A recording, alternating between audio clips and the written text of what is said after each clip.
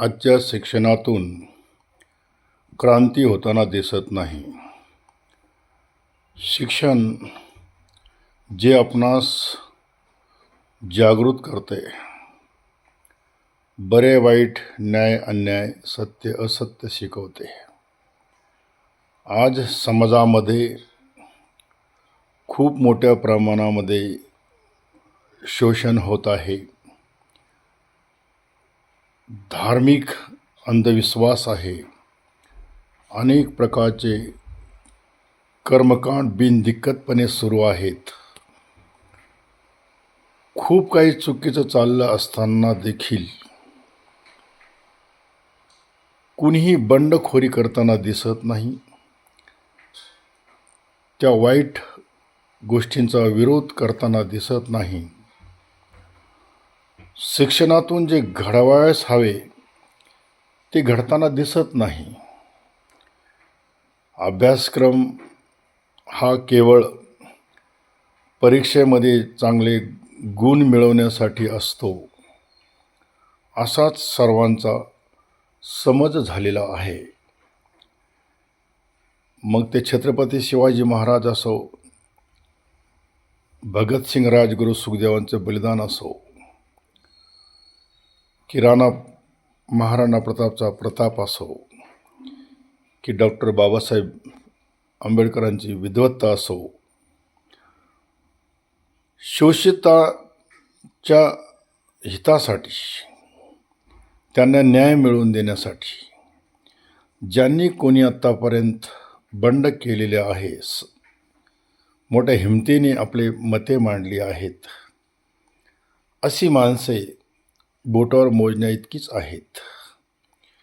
जेव्हा शिकलेला प्रत्येक मनुष्य स्वाभिमानाने जगण्याचं शिकेल आणि प्रत्येक चुकीच्या गोष्टीचा तो विरोध करू लागेल, तेव्हाच मानता येईल की शिक्षण हे वाघिणीचे दूध आहे. खरं म्हणजे डॉक्टर बाबासाहेब आंबेडकरांचे हे विधान त्यांच्यासाठी किंवा तशा प्रकारचे आचरण करणाऱ्यासाठी, विचार करणाऱ्यांसाठी ते योग्य आहे. परंतु शिक्षण घेऊन केवळ चांगली नोकरी मिळवणे, अधिकारी वगैरे बनणे आणि स्वतःच्या स्वार्थासाठी, सुखासाठी गोरगरिबांचे शोषण करणे, अशा प्रकारचा परिणाम शिक्षणामधून दिसून येत आहे. शिक्षणाचा खरा उद्देश गुलामगिरीतून मुक्तता, स्वातंत्र्य, समता, न्याय यासाठी शिक्षण असतं. परंतु शिक्षणाची एकूण व्यवस्था जर बघितली तर मुळातच ज्या पद्धतीने ते शिक्षण दिले जातं आणि घेतले जातं, किंवा जे लोक देतात त्यांची अवस्था काय आहे, त्यामुळे शिक्षणातून क्रांती होऊ शकेल असे काही चिन्ह दिसत नाही.